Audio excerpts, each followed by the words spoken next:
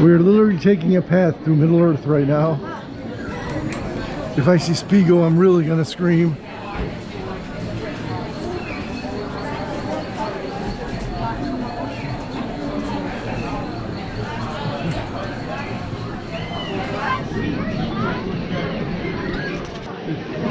Today's travel tip: it's never a good sign when you're hiking in the middle of the woods and you find a giant alien lab.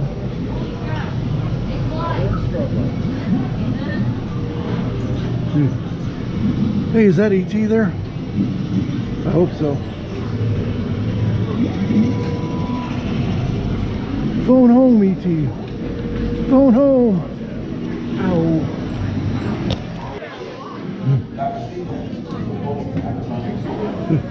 I don't think we're on Earth anymore.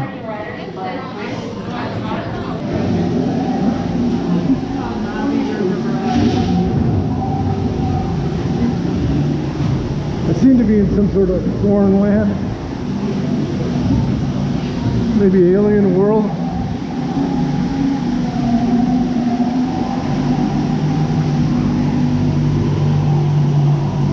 There's a jungle in here.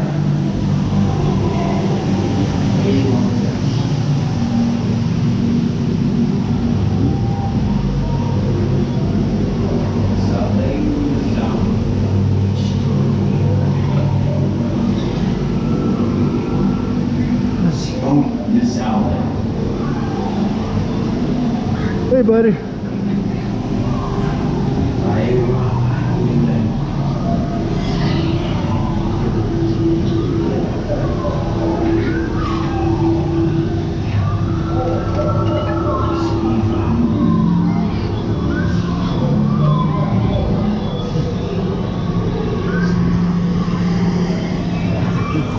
wonder if they're going to check for radioactivity.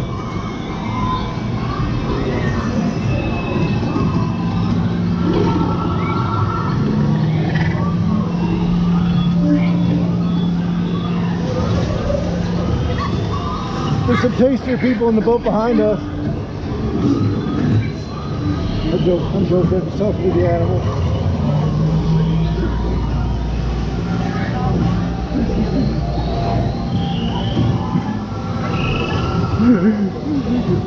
Sorry, folks.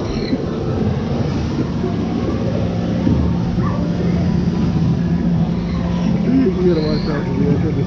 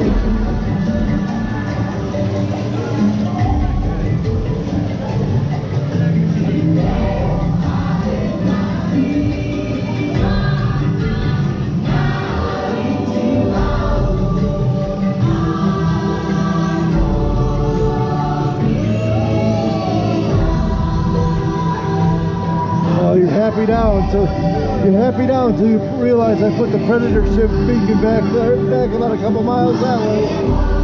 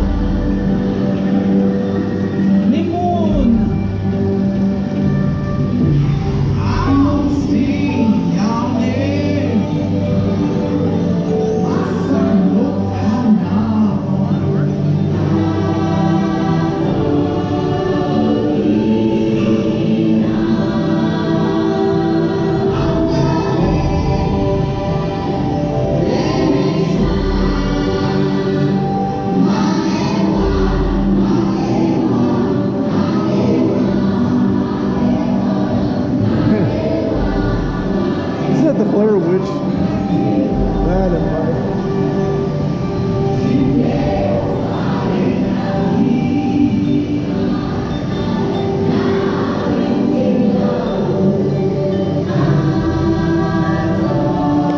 Jumbo Jumbo, everybody, and good morning. My name is Savannah, and I will be your safari guide here today on the Harambe Wildlife Reserve. We're going to hang out here for just a moment. The warden's going to make sure we have permission to enter the reserve. Make sure you have your cameras ready on a sports or an action mode, as these animals are going to pop up at just about any given moment. We'll make sure we get those crystal clear images to share with our friends and family back home. For safety concerns for the animal and for those of you on the truck, please make sure you remain completely and fully seated at all times with your hands, arms, feet, and legs inside the truck. Please do not shout, snap, cloud, whistle, or any of those noises at the animals. They're going to be having different ways of interacting with their handlers backstage, and we do not know what those signals are, so please don't make those noises at the animals, as we never know what. In other words, shut up or they'll eat you. So, or what reaction it might have. We are here in the voluntary forest where many animals keep themselves pretty well hidden in their environment and have different ways of camouflaging themselves with the different colors and patterns on their coat. Like our friend there on the right hand side that has that brown body and black and white striped legs. That's called the okapi. Those black and white striped legs help them blend into the forest floor, matching the way the sunlight shines through the trees and the light breaks up onto the ground. They're going to be pretty reclusive animals. We actually did not discover them until 1901, and we still do not know their official population. We have a rough estimate, but they're pretty hard to find because they blended so well to their environment. Okapi are going to be the only living relative of the giraffe. They have the same type of tongue and the same amount of vertebrae and a similar skull structure. Their tongue is going to be called prehensile, which means finger-like. So they wrap a long finger-like tongue around a branch and pull the leaves off into their mouth to eat more efficiently. As we turn around this corner here, at the very top of the hill, it's kind of directly in front of the truck now. So as we turn around, you're going to look at the top of this hill on the left. There's going to be a black rhinoceros all the way up there. So black rhinos are fully grown at 3,000 pounds. Save us, Spider-Man! They're going to be solitary animals. They only meet up about once a month or so for a date night, and they will be having a pointy upper lip, which is also prehensile. Like I said, that means finger-like, allowing them to pull branches closer to eat more efficiently. On the right-hand side, we see where else but my vlog did you see a rhino's butt? The copper-colored ones that have horns, those are called bongo, also known as ghosts of the forest. And the lighter brown ones that have no horns are going to be female greater kudu. But you can tell that is a female greater kudu because she is lacking horns. Only males grow horns up to 6 feet in length. They're going to be among the hello, humans. 55 inches tall. Quit looking at me. And they can leap 6 feet forward from a standstill position to evade It's a living. Bongos are also known as ghosts of the forest due to their shy and reclusive nature. Both male and female bongo have horns on their head that angle back over their necks, which will help protect them from getting stuck in the underbrush. As they lack the ability to leap, they will dive into the bushes to evade predators. On the left-hand side, there are two black and white birds. Those are called saddle-billed stork. Saddle-billed storks stand at a whopping 5 feet tall, although they are sitting down on their feet right now. So they're going to have knees headed backwards. Well, these animals sure aren't shy about showing us their butts. They also have a wingspan of approximately 9 feet wide, which is about the width of the canopy above your head. They're a bird that mates for life, and they do their tasks throughout the day solitarily, and they will meet up towards the end of the day when it's starting to get dark so they can keep each other safe from predators in the nighttime. We're going to head down into the Safi River, and we're going to see hopefully some large-bodied animals that have a territorial nature. There's actually one there in that back right-hand corner, but he was pretty hard to find. But we'll see some more up here on the left. There's going to be Nile hippopotamus in these waters. Nile hippos are going to be nocturnal, but for us, but they're extremely territorial. They'll have a bite force at 2,000 pounds of pressure per square inch, but they're going to be vegetarians. They're just extremely territorial. They do not like to share their water with anybody. I mean, they don't mind the birds and the fish so much because they are going to, not bother them too much. In other words, this is not a swimming hole. That are a little bit larger than that, they are going to be extremely possessive. They're going to be fully grown at 4.5 to 5.5 thousand pounds, and a group of them is called a bloat of hippos. They come up for breaths every 6 to 8 minutes as they're going to need to float up to the surface to collect that air. These gray birds on the left-hand side are called the peaked-back pelican. They get their name from their mating season. Their backs will turn a bright pink color. They are colonial nesters, gathering anywhere from 20 to 500 pair. That could be up to 1,000 birds in one nesting ground. And the males will display for the females by bringing here a fancy stick to prove he has the That bridge is part of the backstage safari tour, but I'm definitely too fat for that one. Now there are two animals with the strongest bite force out of any animal in the world, the Nile hippopotamus and the Nile crocodile. They also can bite down to 2,000 pounds of pressure per square inch.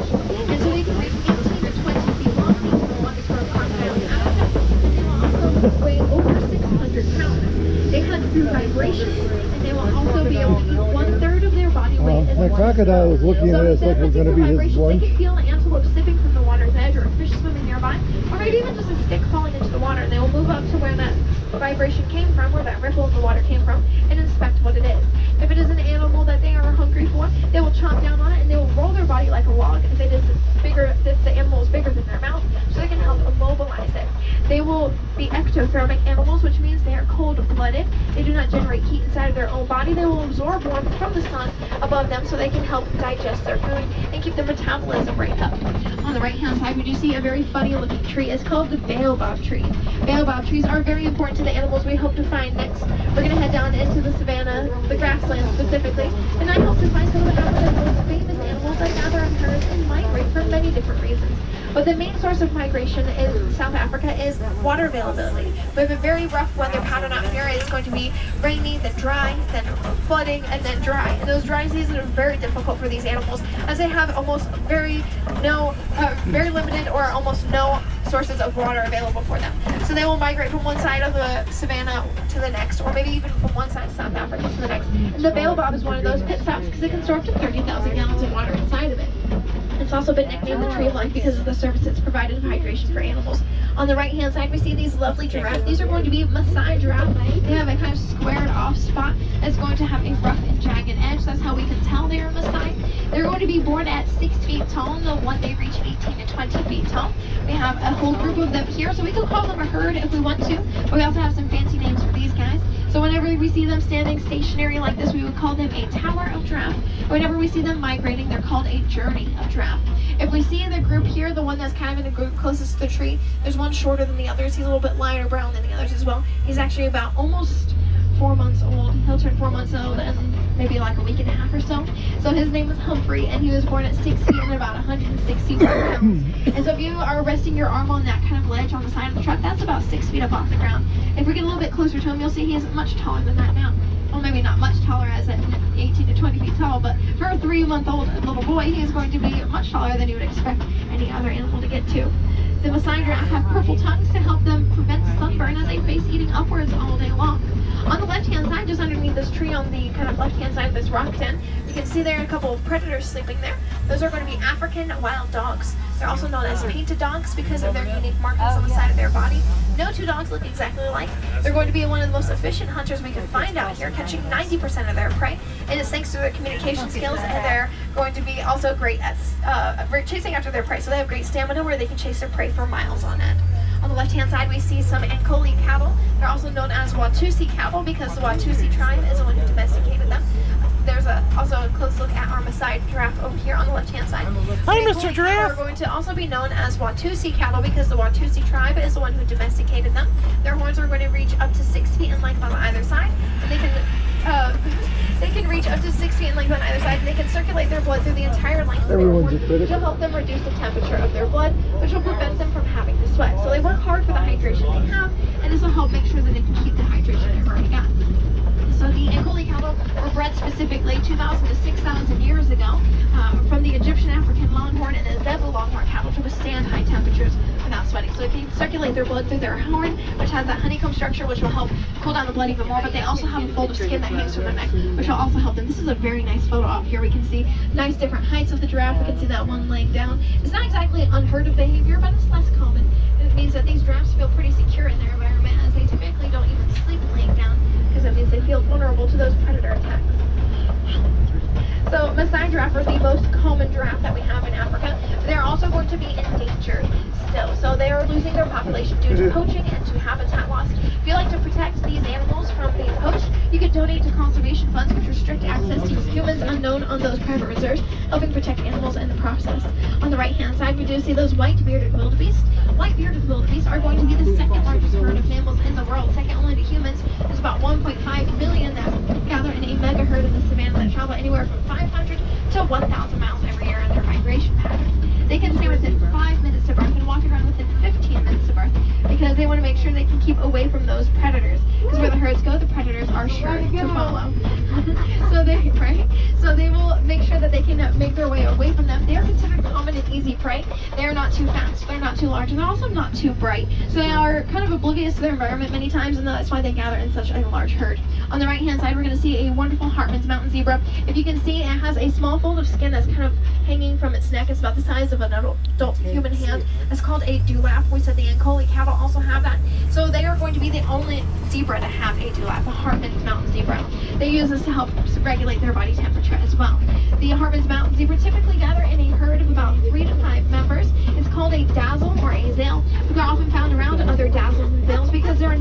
territorial animals, and they much prefer the safety in numbers than fighting over territory. If there are no other dazzles and zales to hang around, you can actually find the zebra hanging around the wildebeest because they know they're faster than wildebeest, and they'll also hang around the giraffe. The giraffe are their best friend because they have great height and great eyesight, and so the zebra just basically like to use any other animal in the environment for their own protection. They will have a very similar attitude toward like horses, so we see them communicating with their ears, with vocalization, but also with body language. So we see them biting each other and kicking each other a lot, especially when they're younger in age, being a little bit more playful. On the right hand side, we're going to see our most full-grown elephant. This is going to be a full-grown African elephant male, weighing at about 11,000 pounds. On the left hand side, there's also a monkey. There's a mandrill monkey up there. Mandrill monkeys are going to be the largest monkey in the world, weighing 100 pounds, fully grown. And you can see there, as we pull up a little bit more forward, there are a couple more way in the back. You can see that one that has a very, very fluffy coat. He's actually the dad of our little baby mandrills out here. His name is Linus. He's absolutely wonderful. He has a very beautiful coat. But they'll be the type of monkey that Rafiki is supposed to be. But Rafiki is actually a hybrid. He'll have the body and everything else like a mandrill, but the tail of a baboon, as real mandrills' tails are only a couple inches in length. Mandrills will also be very shy. They only gather a social troop of about 100 members maximum. On the right hand side, we see our full-grown African elephant male. So males weigh about 11,000 pounds and females weigh about maybe 8,500 pounds. The males will also be taller. We can tell that he is going to be a little bit older in age, as his ears are maybe not as spry and perky, but also he is going to also be much larger than a bull who has been freshly kicked out of his family herd. When we see a bull who's been kicked out of the family herd about 10 to 12 years old, he's going to be around the same size as an adult female, maybe a little bit smaller, whereas the male that we see here is going to be quite large. So we can expect that he is well past into his 20s. African elephants have a life expectancy that varies quite a bit due to malnutrition, dehydration, poaching, disease, region of origin, captivity, different things like that. So they all have a life expectancy of anywhere from 45 to 65 years. So we don't know his exact age, but we have a good guess that he is around his 30s, maybe mid-30s. So his name is Mac. He is an absolutely wonderful elephant. Apparently he very much enjoys human attention. So he is going to love his handlers backstage. If you'd like to learn a little bit more about Mac, if you have Disney Plus, there is a TV show on it, or a docu-series called The Magic of Disney's Animal Kingdom. And the first episode goes over our boy Mac there. And this is actually our family herd over here on the left-hand side. I do not know this one's name, but the one a little bit more forward, she's going to be a little bit smaller than the others. She turns either 5 or 6 years old this December. What are you looking at? Her name is Stella, and Mac is her dad. Let's see if we can see her mom around here somewhere.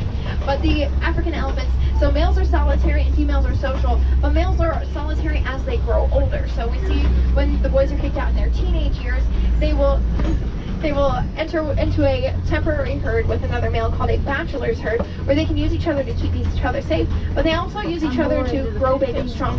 So they spar with each other throughout the day so they can learn how to take on the challenge of fighting another bull for territory or for the right to breed with a female. Now these females do not enter their breeding season very often, maybe about once every 5 years, and they're in that season for a couple of months. So those males are going to sometimes follow her for a little while, or sometimes run across her while a male is already in the area, and so they fight each other for that right. The mother of our little girl is going to be the one who's a little bit further back. You can see she has very nice long tusks, very beautiful, very nice and symmetrical. Her name is Vasha. I do not know the names of the other girls here, but I wish I could remember them. But the matriarch is going to be Vasha. So that's going to be the oldest female in the herd, the one who's a little bit more of the dominant type, the one that takes on the responsibility of keeping the herd nice and safe. So Vasha is going to have a lot of responsibility weighing in on her shoulders, and she does have a cap at the moment, and she also is going to be the matriarch, keeping those other 2 females safe as well. So African elephants, like I said, they're going to have a long gestation period. So they'll be pregnant for 22 months, and they'll nurse their babies typically up to 3 to 4 years. But little Stella is actually still nursing, even though she's somewhere near 5 or 6 years old. And this is used just for bonding and also keeping her calm when she gets a little bit spooked. On the left-hand side, we do see these beautiful pink birds. These are the greater flamingo, the lightest pink of the flamingo species. They are born a gray color, and they turn pink as they grow older because they feast on a crustacean called brine shrimp. Brine shrimp is rich in beta-carotene that gives them that nice pink color. Now, the group of flamingos is called a flock or a flamboyance, and they do not migrate like other flocks of birds. They actually stick to their waterway all year round, only maybe if their food becomes scarce or if their water is become unclean. Now, we've seen the grasslands of the savannah, we've seen red clay pits in the savannah, and we're still in the span at this point in time. Elephants like to hang around the red clay pits because it helps them provide a little bit of extra nutrient and mineral to their diet that might be lacking from their vegetation. They eat 300 to 600 pounds of food every single day, so they like to hang around there to make sure that they can balance out their diet. In this area, we're probably finding ourselves near a larger source of water. As we see mud wallow, that means there's water in the ground that they can have sitting surplus, but there's also a heavier vegetation in this area. So maybe some animals that rely more on water, or maybe some animals that don't regulate their body temperature the same way they do out in the grasslands. Maybe they rely more on shade and the environment around them compared to the, the blood in their own body cooling them down. So let's keep our eyes open and see what we can find. This mud wallow is going to be popular among many different animals. We can see warthogs, rhinoceros, elephant, among many different animals using that to keep themselves nice and cool. It cools down the temperature of their skin, but it will also help them kind of create a natural barrier between them and bugs. And if they have no hair on their backs or no fur, they will also use it to help protect themselves from the sun damage. Trying to see if we see anything here on the left-hand side. I'm not seeing It's all the way anything. over there at the tree line. I apologize for Cheetah that. on the tree line.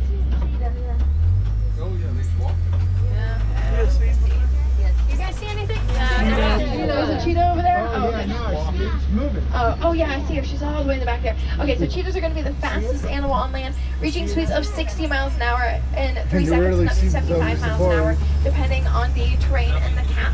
So they can only hold that for about a quarter of a mile before dropping back down.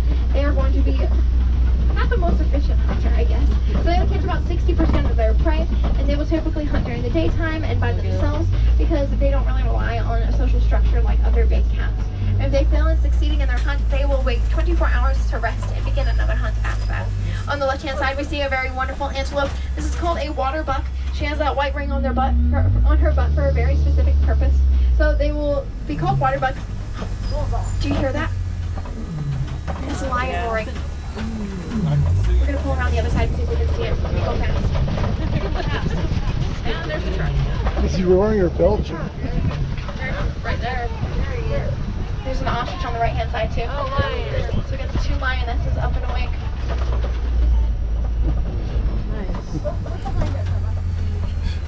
Oh, it's a good So he's thing. marking his territory right now. He's telling other tribes that may be nearby that this land is already claimed.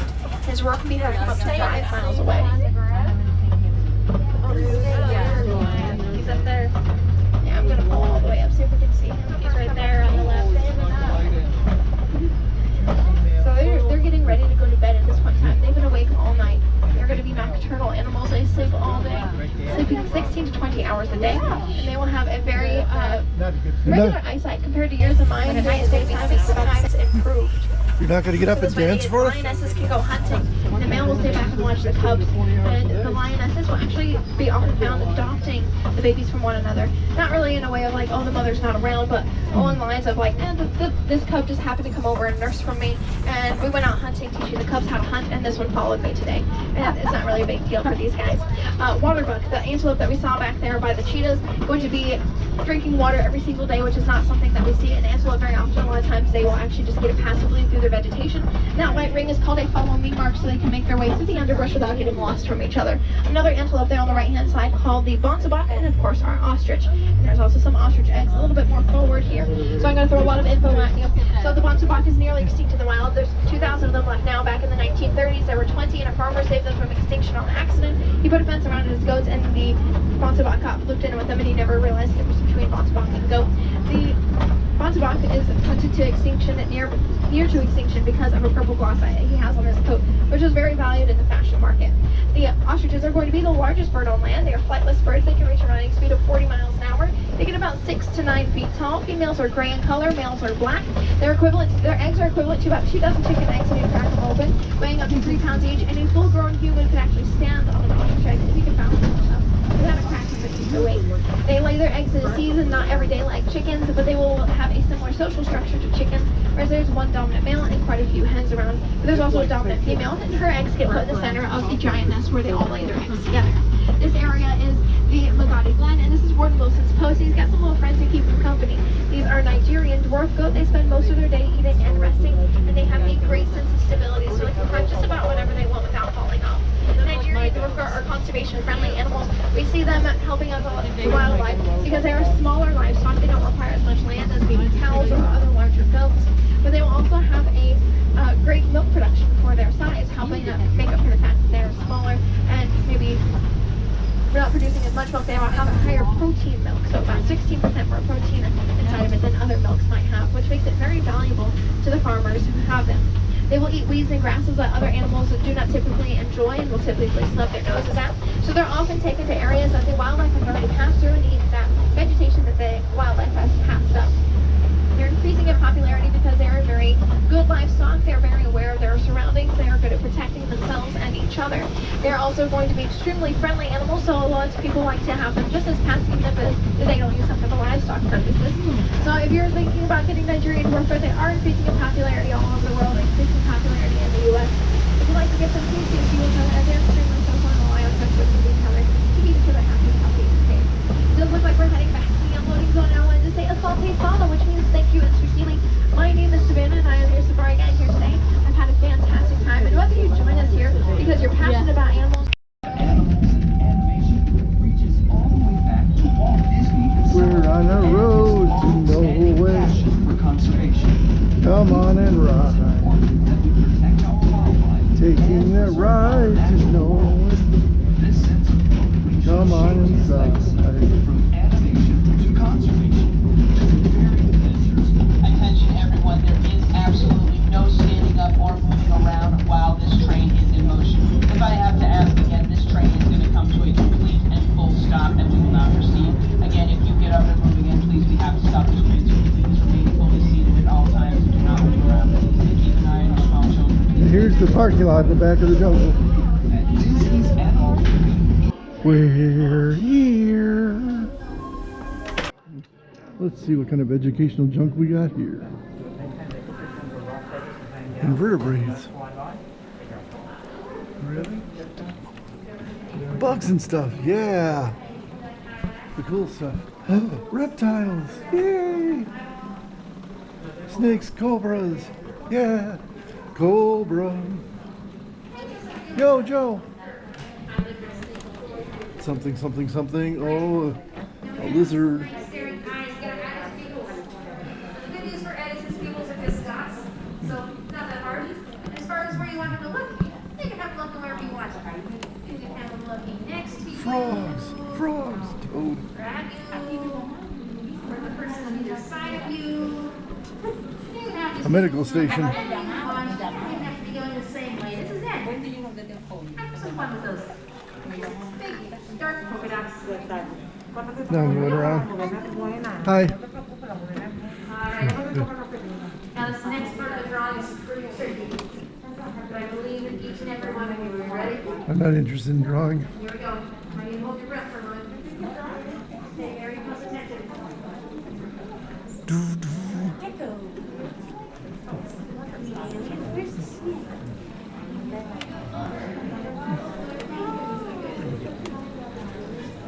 Hope you enjoy your educational tour. Here's the way out.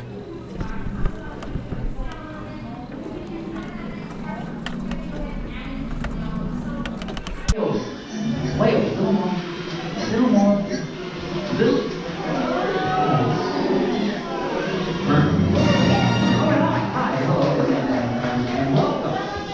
Welcome to our show. You know, we've been doing this act for over 300 million years. And with bugs making up more than 80% of the animal world, we're the biggest cast of them all. Still, you guys just don't seem to see us. So, that's why we gave you the special bug eyes. Go ahead, put them on. Neat, huh? Yeah, now you're all honorary bugs, so, on with the show.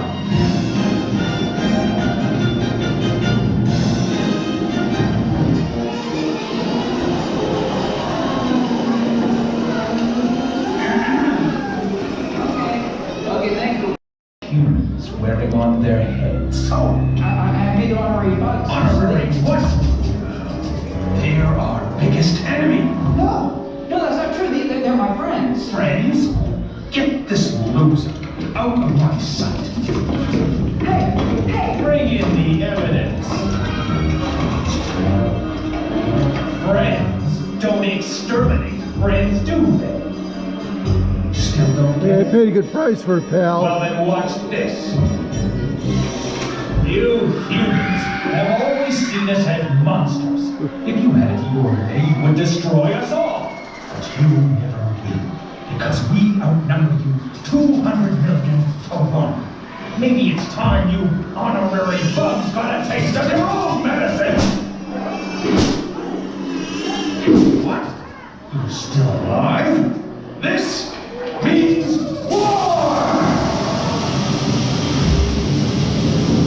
Hornets, on your sticker! Spiders! They're mine. Bug bombs, zappers, sticky little motels. Nothing can stop us. Ha! Nothing!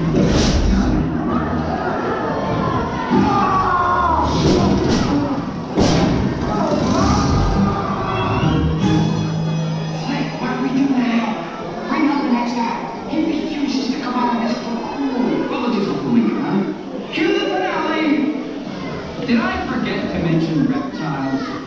Well, they just don't seem to care that it's tough to be a bug. But you guys should, because we make your world one honey of a place. We're pollinators! We're pollinators! If you like vegetables, flowers, if it's the buds for If it weren't for the fact that we love the taste, you'd be out there wowing in shoulder highways. Shoulder highways.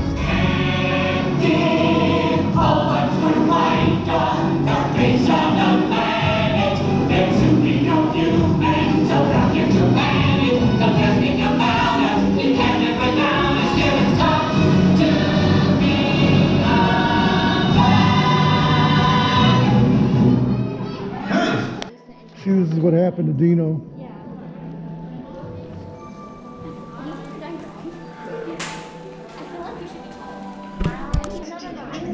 This is what happened to Claire Huxtable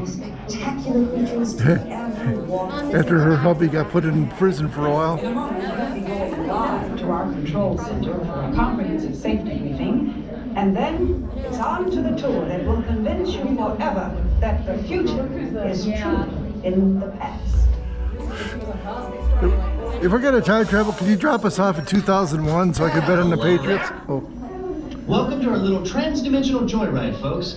I'm Dr. Seeker, your friendly controller, and a heck of a paleontologist, if I do say so myself. But let's not talk about me, let's talk about you, and how you can help me make history today with the Time Rover. It's like this. If I can bring you back from the Cretaceous period, it stands to reason that I can bring back a live dinosaur with you. And not just any dinosaur. Take a look at this guy. Pebbles? He's an iguanodon. Bam Bam? And I'm certain that he is the Fred key to and Wilma? understanding these magnificent creatures. I tagged him with a Can we bring back Barney Rubble? unauthorized field trip. Otherwise, I'd be traveling with you. Hey there, Right now, Fred. our dino should be about here, at the very end of the Cretaceous period. That's where you're going today. I've arrived, it seems, just in time to correct a little Misstatement? Dr. Marsh. That is impossible.